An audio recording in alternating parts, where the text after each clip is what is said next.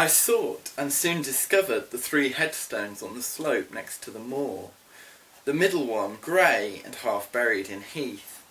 Edgar Linton's only harmonised by the turf and moss creeping up its foot. Heathcliff's still bare. I lingered round them under that benign sky, watched the moths fluttering among the heath and harebells, listened to the soft wind breathing through the grass, and wondered how anyone could imagine unquiet slumbers for the sleepers in that quiet earth. Hello, my name is Edwin and welcome to the Brontë Network. This is my first video for this channel and my aim is to provide a rounded picture of all aspects of the Brontes' lives, from biographical information through to discussions and close readings of their novels and poems. As this is the first episode, I thought I would start by providing just a general background to the Brontë family. The passage that I've just read comes from Wuthering Heights, Emily Bronte's only novel published in 1847. This is the first of the Brontë books that I ever read, and it immediately became clear to me that this was no ordinary novel. This was a book born of intense passion, with wild characters in an equally wild and barren landscape. And I really cannot think of another novel that captures that raw intensity of feeling in the way Wuthering Heights does. After I read this book, I went on to read Jane Eyre, by Charlotte of course, and Anne Bronte's The Tenant, and I found that both these books were equally compelling in their story, narratives, and of course in the environment in which they portrayed. Yet, considering that the Brontes grew up in Haworth, the focus on landscape isn't really that surprising. Haworth at that time was a village, or I should say a town, of 2 halves. On the one hand, it was an industrial mill town, grey, wild, with sewerage running down the streets, certainly not a healthy place to be. Yet, on the other, this was a town located in the middle of the Yorkshire moors. Beside the parsonage where the Brontes lived, the moors began. This, as Gaskell recognises in her biography of Charlotte, was a landscape of rocks, barrenness and heather, and depending on your mood you could either find it comforting in its isolation or oppressive with the skies bearing down on you.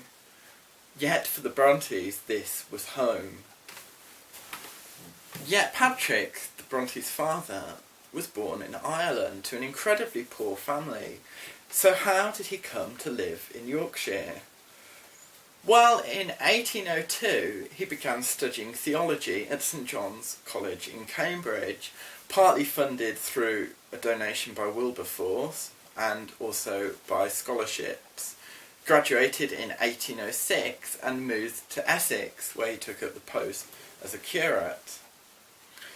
In 1809 he moved to Wellington in Shropshire again as a curate, before finally moving up to West Yorkshire in 1811.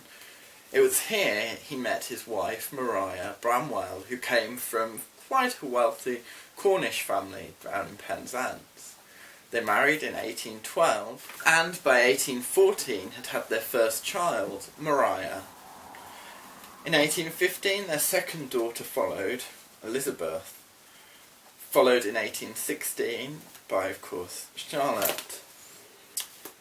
Bramwell came next in 1817, Emily 1818, and then Anne Brontë 2 years later in 1820. So within the space of just 7 years, Maria Bramwell had had 6 children. Unfortunately, she wouldn't live to have any more, dying in 1821 of cancer. Patrick tried to remarry, but never succeeded, although he was by this time living up in Haworth.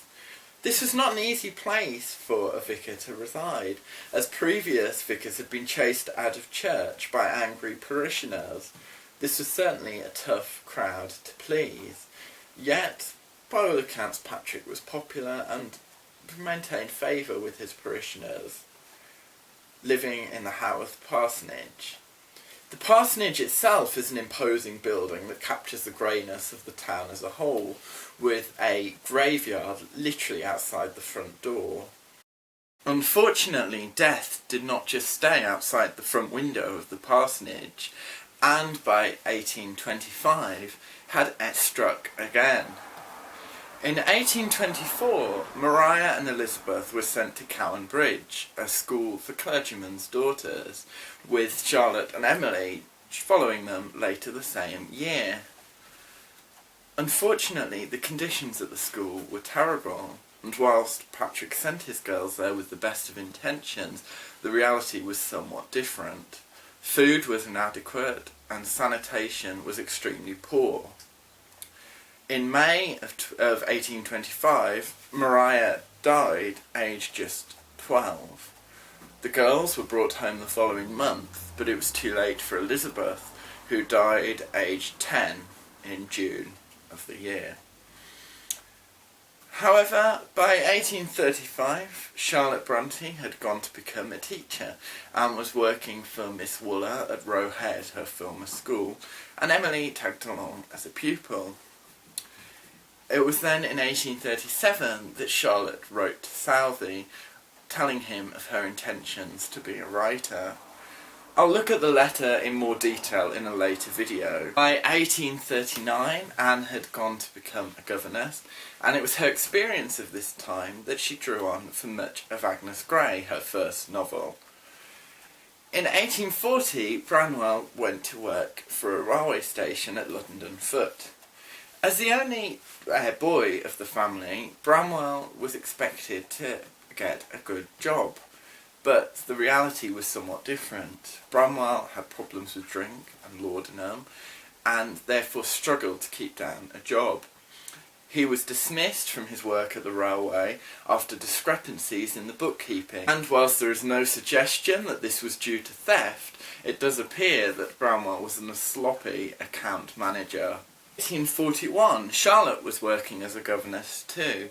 And it's interesting that governesses crop up throughout the Brontë novels, from Agnes Grey to Jane Eyre to Shirley. By 1842, Charlotte and Emily had gone to Brussels as a finishing school called the Pensionnat Aiguë, and it was here that Charlotte fell in love with her professor, Monsieur Aiguë, a married man. Charlotte's love for the Monsieur was incredibly passionate, as can be seen in some of her letters she wrote to him after her return to Haworth. But there's no suggestion that Aiguë acted in any way inappropriately or returned Charlotte's affections. However, this story found a telling in the Professor as well as Villette.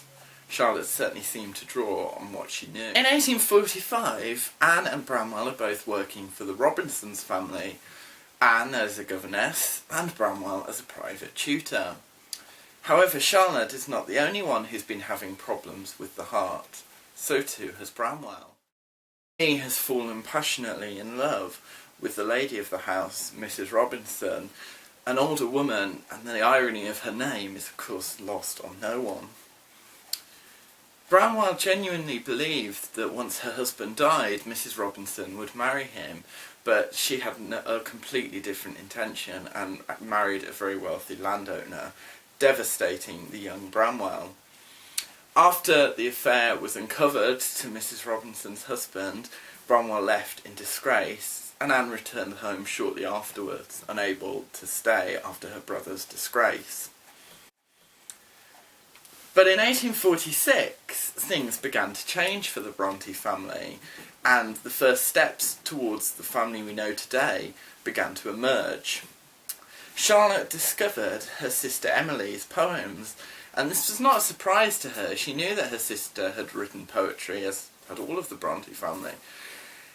However, Charlotte was surprised by their depth and maturity, and decided to get them published. Unlike Charlotte, who displayed very early on a wish to be forever known, as she put it herself, Emily was quite happy remaining anonymous and was furious with her sister for what she considered an invasion of her privacy. Nevertheless, the poems were published under the pseudonyms Ellis, Acton and Cura Bell.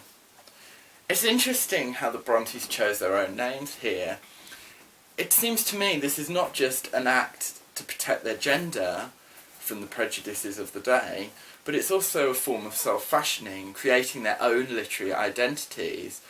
Doubly relevant, as this is exactly what their father had done just 40 years earlier.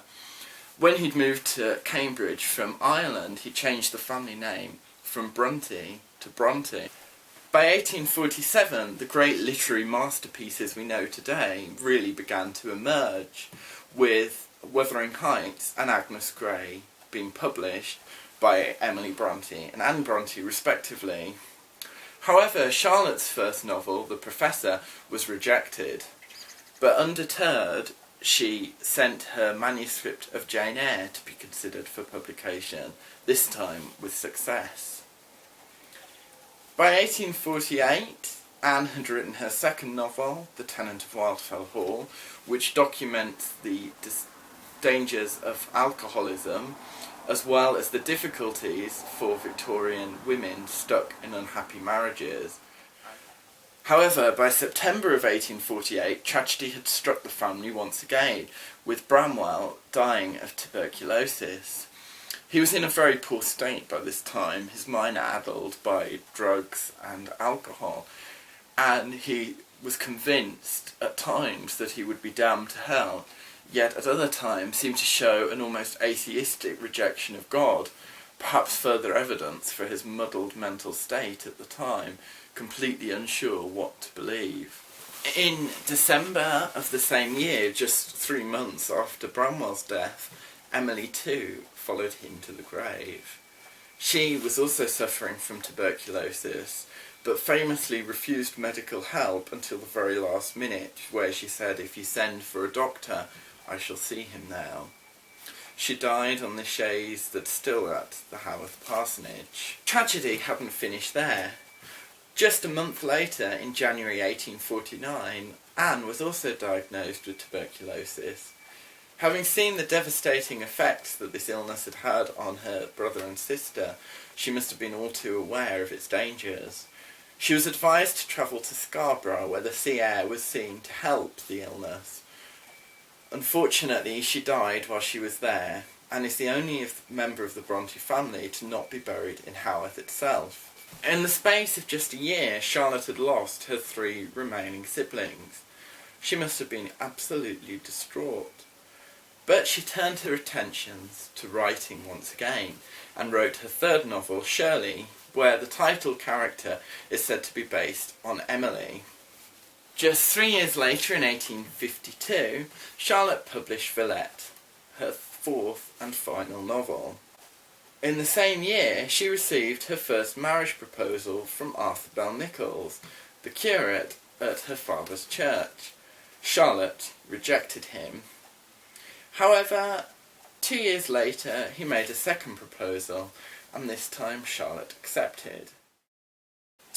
Unfortunately, whilst pregnant, Charlotte suffered from severe morning sickness, and in 1855 died aged just 38. After her death, 2 years later, The Professor was published, her first novel, which until after her death had remained rejected.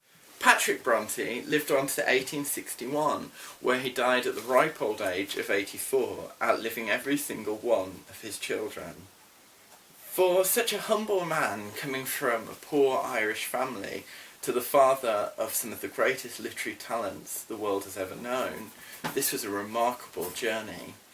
And I hope in this short video I've given you a rough background to the Brontes and the context in which they were writing. In my next video I will be looking at Charlotte's life in some more depth to celebrate her bicentenary in the coming week. And I really hope you've enjoyed this rough introduction to the life of the Brontes. If so, please like it and let me know in the comments below. Thank you.